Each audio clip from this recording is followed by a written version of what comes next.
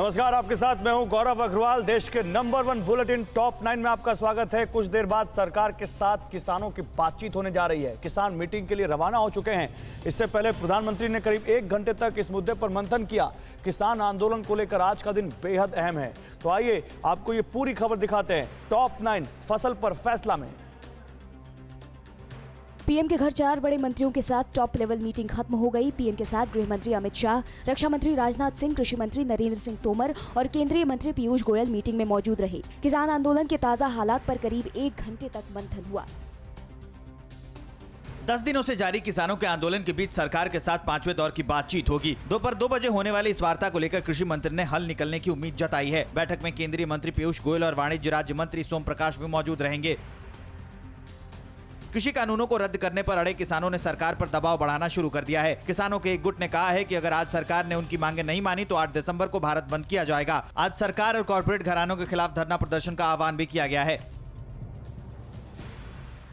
किसान क्रांति का आज 10वां दिन है। अपनी मांगों को लेकर दिल्ली के तमाम बॉर्डर्स पर किसान बैठे हैं। किसानों ने पिछले 2 दिनों से दिल्ली मेरठ नेशनल हाईवे 9 को दिल्ली जाने के लिए बंद किया हुआ है। हालांकि एम्बुलेंस और इमरजेंसी वाहनों को जाने दिया जा रहा है। गाजीपुर बॉर्डर से भी किसान टस से मस नहीं हुए हैं। किसान अपने आंदोलन को अंजाम तक पहुंचाने को लेकर डटे हैं। हमें आज पूरी मिलेगा महाराज, मतलब पूरा हल हो जाएगा। आज सरकार ने बुलाया है 5 तारीख के लिए। हमें जब तक उम्मीद है कि मसला हल हो जाएगा। किसानों के संघर्ष की तस्वीर भी सिंघू बॉर्डर पर पहले के जैसी ही है। दिल्ली के एंट्री पॉइंट पर पंजाब के किसान बैठे हैं। किसान संघर्ष कमेटी के बैनर तले बैठे किसानों को उम्मीद है कि आज की बैठक के बाद कुछ नतीजे निकलेंगे।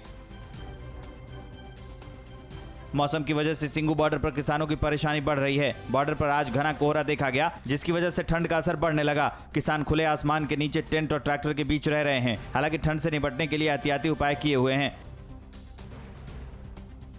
भारत में जारी किसान आंदोलन को 36 ब्रिटिश सांसदों ने समर्थन दिया है। ब्रिटिश विदेश सचिव को लिखी चिट्ठी में इन ब्रिटिश सांसदों ने भारत से बात करने की अपील की है। इन सांसदों का कहना है कि ब्रिटिश सिख और पंजाबियों के लिए प्रदर्शन चिंता का विषय है। कनाडा के प्रधानमंत्री जस्टिन ट्रूडो ने फिर से किसान आंदोलन का खुलकर समर्थन किया है। उन्होंने कहा है कि मानवाधिकारों के हक में हमेशा खड़े रहेंगे। 2 दिन पहले दिए बयान पर भारत ने कड़ी आपत्ति जताई थी। उधर किसान आंदोलन पर कृषि मंत्री नरेंद्र सिंह तोमर का लेटेस्ट बयान आया है। 3 कृषि कानूनों को वापस लेने पर क्यों अड़े हैं किसान? इन खबरों को देखते हैं टॉप 9 अन्नदाता की अलगार में। 5वें दौर की मीटिंग पर कृषि मंत्री नरेंद्र सिंह तोमर ने कहा है कि किसानों से बैठक के बाद ही अगली रणनीति तय होगी। उन्होंने उम्मीद जताई है कि किसान सकारात्मक दिशा में सोचेंगे और आंदोलन का रास्ता छोड़ेंगे। देखिए, दरअसल बैठक में जो बात होगी उसी पर भरोसा किया जा सकता है और कुल मिला के मैं तो आशावान हूँ। पहले एक सरकार किसान नेता कुलदीप सिंह का कहना है कि आंदोलनकारी हर हाल में तीनों किसान बिल वापस कराना चाहते हैं। सरकार अगर एमएसपी की गारंटी देती भी है तब भी किसान बिल नहीं चाहिए। अमित शाह जी आए, इस कानून को रद्द करें और हम रद्द करवा के ही यहाँ से जाएंगे, ऐसे वरना वापस नहीं जाएंगे। आज छत्तीसगढ़ और पंजाब से और किसान आ रहे हैं। इधर दिल्ली बॉर्डर पर बैठे किसानों की जिद है कि तीनों कानून वापस करवा के ही उठेंगे। गाजीपुर बॉर्डर पर डटे उत्तराखंड के भारतीय किसान यूनियन अध्यक्ष करम सिंह पड्डा भी आज सरकार के साथ बैठक में शामिल होंगे। उन्होंने पीएम मोदी से हाथ जोड़कर समाधान की विनती की। 3 कानून जो काले कानून है इनको वापस करोगे। गाजीपुर बॉर्डर पर डटे उत्तराखंड के भारतीय किसान यूनियन अध्यक्ष करम सिंह पड्डा भी आज सरकार के साथ बैठक में शामिल होंगे। उन्होंने पीएम मोदी से हाथ जोड़कर समाधान की विनती की। अब वहाँ जाके हमें आज पता चले जाएगा, वो कहते हैं हम मशवरा करके फिर बताएंगे। किसानों को उम्मीद है कि आज की बैठक में कुछ हल निकलेगा, अगर नहीं तो आंदोलन और कड़ा होगा। एक किसान ने अपनी परेशानी को गाकर बताया। घर पे बच्चे भूखे बैठे, जानवर और भैंसे भी अब रोई है। हम किसानों की बात सुनने वाला लगता नहीं कोई है। बढ़ते दिनों के साथ किसानों के विरोध प्रदर्शन के अलग अलग रंग दिख रहे हैं। सिंघू बॉर्डर पर डीजे ट्रैक्टर सबका ध्यान खींच रहा है। इस ट्रैक्टर को फैंसी लाइट से सजाया गया है। ट्रैक्टर में ही म्यूजिक की व्यवस्था की गई है, जिस पर लोग झूमकर तनाव मिटा रहे हैं। दिल्ली नोएडा के चिल्ला बॉर्डर पर किसान धरने पर बैठे हुए हैं। किसान अब दिल्ली कूच करने की तैयारी कर रहे हैं। यही वजह है कि यूपी में कई जिलों से किसान धीरे धीरे चिल्ला बॉर्डर पहुंच रहे हैं। कृषि बिल के खिलाफ तेजस्वी यादव गांधी मैदान के बाहर धरने पर बैठ गए हैं। हम लोग किसानों के मांग के साथ खड़े हैं। कृषि कानून को लेकर कैप्टन अमरिंदर सिंह पर हरसिमरत कौर ने पलटवार किया। हरसिमरत कौर ने आरोप लगाया कि कैप्टन अमरिंदर ईडी से बचने के लिए केंद्र सरकार के दबाव में हैं। उन्होंने दावा किया कि कृषि कानून के लिए बनाई गई 7 सीएम की कमेटी में कैप्टन अमरिंदर भी शामिल थे और अब वो विरोध का ड्रामा कर रहे हैं। उधर ब्रह्मपुत्र नदी पर भारत के पुल से क्यों घबराया चीन? सुपर हरक्यूलिस से नेवी कैसे होगी और मजबूत? आकाश और रोमियो से कैसे मिलेगा दुश्मन को करारा जवाब? जिनपिंग इमरान की साजिशों से जुड़ी बड़ी खबरों को देखते हैं टॉप 9 चीन पाक हिमाकत।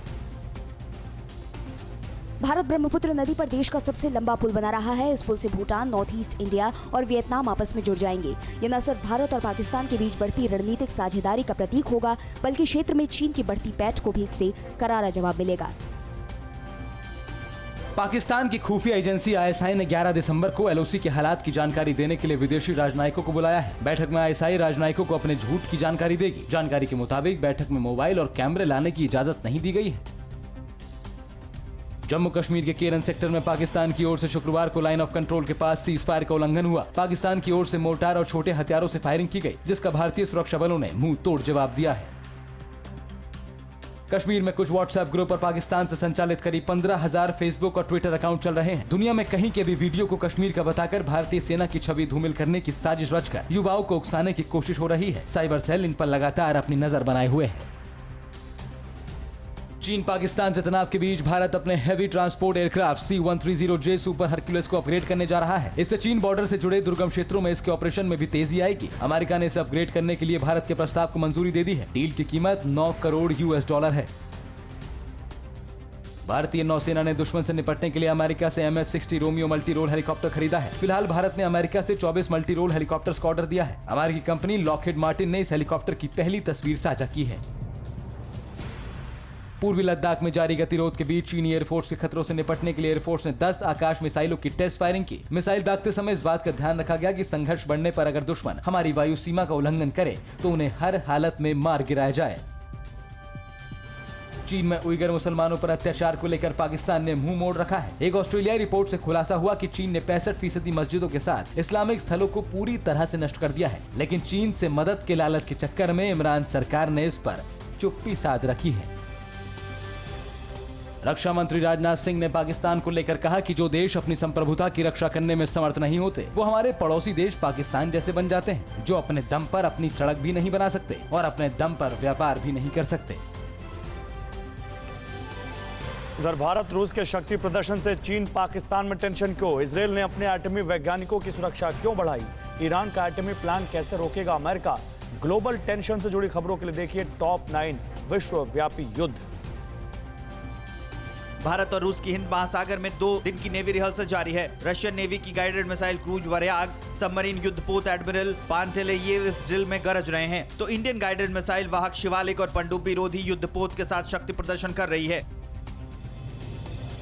चीन के खिलाफ अमेरिका का एक्शन जारी है। जब चीनी नागरिकों के वीजा पर पाबंदी लगाई गई है, अमेरिका का आरोप है कि चीन ने कोरोना संक्रमण को बढ़ाया, साथ ही मानवाधिकार का भी उल्लंघन किया। ताइवान के साथ उनकी तनातनी को लेकर भी अमेरिका नाराज है। ईरान के परमाणु वैज्ञानिक मोहसिन फखरीजादेह की हत्या के बाद इजराइल खौफजदा है। इजराइल ने अपने वैज्ञानिकों को अलर्ट करते हुए ताकीद की है कि ईरान अपने परमाणु वैज्ञानिक की मौत का बदला ले सकता है। सोशल मीडिया पर ऑनलाइन गतिविधियों की निगरानी की जा रही है। अमेरिका के भावी राष्ट्रपति जो बाइडेन ने ईरान के परमाणु वैज्ञानिक की हत्या पर बड़ा बयान दिया है। जो बाइडेन ने कहा कि मोहसिन फखरीजादा की हत्या से अमेरिका और ईरान के रिश्ते और जटिल हो गए हैं। बाइडेन ने कहा कि ईरान को किसी भी हाल में परमाणु हथियार नहीं बनाने दे सकते।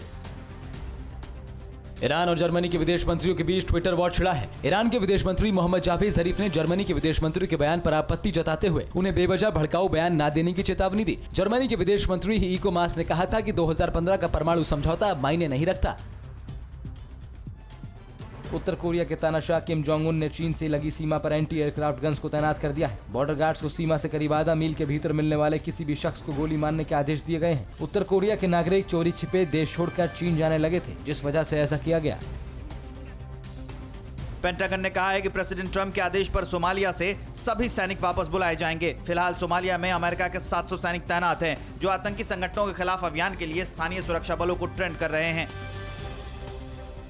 अमेरिकी सीनेटर मार्क रूबियो और मार्क वार्नर ने जॉन रेडक्लिफ के चीन पर दिए बयान पर सहमति जताई है और कहा कि चीनी कम्युनिस्ट पार्टी अपने वैश्विक प्रभुत्व को बढ़ाने के लिए कुछ भी कर सकती है।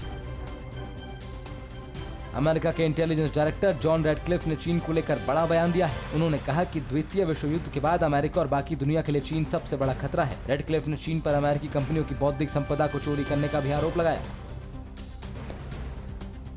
और पुदुचेरी में कमजोर पड़ा चक्रवाती तूफान बुरेवी, लेकिन बारिश और जलभराव से जनजीवन बेहाल। किस राज्य के 3 थाने घोषित किए गए सर्वश्रेष्ठ और यूपी में फिर कहां हुई मासूम से दरिंदगी? राष्ट्र और राज्यों की सभी बड़ी खबरों के लिए देखिए टॉप 9 देश प्रदेश। बुरेवी चक्रवात की वजह से पौंडीचेरी में बारिश और जल जमाव से जनजीवन बुरी तरह से प्रभावित हुआ है। इधर केरल में बुरेवी के कमजोर होने के कारण राज्य के 7 जिलों के लिए जारी रेड अलर्ट वापस ले लिया गया है। अगले 12 घंटे के दौरान चक्रवात और कमजोर होने की संभावना है। दिल्ली में ठंड बढ़ने लगी है। कई इलाकों में सुबह से सर्दी बढ़ने के साथ कोहरा भी छाने लगा है। मुकुंदपुर समेत कई इलाकों में आज सुबह घना कोहरा देखा गया। 8 दिसंबर तक दिल्ली का न्यूनतम तापमान 9 डिग्री जबकि अधिकतम तापमान 25 डिग्री सेल्सियस का अनुमान है। केंद्रीय गृह मंत्रालय की ओर से जारी 2020 की रैंकिंग में नॉर्थ ईस्ट के 3 थानों ने बाजी मारी। भारत के 10 बेहतरीन पुलिस स्टेशनों में से मणिपुर के थोबल जिले में नुंगपोक सेकमई पुलिस स्टेशन को सर्वश्रेष्ठ थाने का अवार्ड मिला है। देश के 16,671 थाने के सर्वेक्षण में यह खिताब मिला है। ग्रेटर हैदराबाद निकाय चुनाव के नतीजों में बीजेपी दूसरे नंबर पर रही। इस पर गृह मंत्री अमित शाह ने कहा है कि तेलंगाना के लोगों ने पीएम मोदी पर भरोसा जताया। टीआरएस 55, बीजेपी 48, एआईएमआईएम 44 सीटों पर कब्जा जमा पाई। तीसरे नंबर पर आए ओवैसी ने कहा है कि योगी का आना काम नहीं आया। बंगाल चुनाव को लेकर जुबानी जंग तेज हो गई है। दिलीप घोष के बयान को सही ठहराते हुए बीजेपी नेता राज पुरोहित ने कहा है कि इस देश में रहना होगा तो जय श्री राम कहना होगा। ये देश राम, कृष्णा, महावीर और बुद्ध का देश है। अगर इस देश में रहना होगा तो जय श्री राम बोलना होगा। कोयम्बटूर के जवाहर कीर्तिकेयन ने 6 घंटे में करीब 45 किलोमीटर पैदल चलकर वर्ल्ड रिकॉर्ड बनाया। कीर्तिकेयन ने 5 घंटे में करीब 36,000 कदम चलने के रिकॉर्ड को तोड़ डाला। World record. The title of the record attempt was most footsteps walked outdoor in 6 hours. UP के चंदौली में एक छात्र नेता ने अपनी पत्नी की हत्या का आरोप ससुराल पक्ष पर लगाया है। अलीनगर थाना क्षेत्र के अंकित यादव ने पत्नी के पिता समेत 7 लोगों पर केस दर्ज कराया है। हाल ही में दोनों ने घरवालों की मर्जी के खिलाफ कोर्ट मैरिज की थी। पुलिस पर लापरवाही के आरोप हैं। यूपी के रामपुर में दुष्कर्म की घिनौनी वारदात सामने आई है। एक नाबालिग ने ही 4 साल की मासूम से दुष्कर्म किया। आरोपी पड़ोसी है और रिश्ते में वो चाचा लगता है जो फरार है। पुलिस उसकी तलाश कर रही है। इंदौर में अगले महीने गुलाबी गैंग का गठन किया जाएगा जो लड़कियों को आत्मरक्षा के लिए ताइक्वांडो, जूडो, कराटे और मिर्च स्प्रे का इस्तेमाल करना सिखाएगी। गैंग की कमांडर पूर्णिमा वर्मा ने कहा कि मुंबई में नशे की प्रवृत्ति के खिलाफ भी मुहिम चलाएंगी। भारत पहुंची रूस की कोरोना वैक्सीन स्पुतनिक वी। किसने कहा जल्द होने वाला है कोरोना महामारी का अंत? और वैक्सीन ट्रायल कराने वाले अनिल विज हुए कोरोना संक्रमित। कोविड महामारी और वैक्सीन से जुड़ी बड़ी खबरों के लिए देखते हैं टॉप 9 कोरोना एनकाउंटर। रूस की corona vaccine Sputnik V Bharat पहुंच चुकी है और ये उसकी पहली झलक है। रूस भारत को स्पुतनिक वी की 10 करोड़ डोज सप्लाई करेगा। रूस ने अगस्त में ही इसे मंजूरी दी थी और ये दुनिया की पहली कोरोना वैक्सीन है। दावा है कि ये 92% तक प्रभावी है। कोरोना महामारी का जल्द अंत होने वाला है। संयुक्त राष्ट्र ने बड़ा बयान जारी करते हुए कहा है कि वैक्सीन के परीक्षणों का सकारात्मक परिणाम भी आ रहा है। कोरोना वायरस के खिलाफ विश्व एकजुट है। यूएन ने अमीर राष्ट्रों से गरीब देशों की मदद का आह्वान किया है।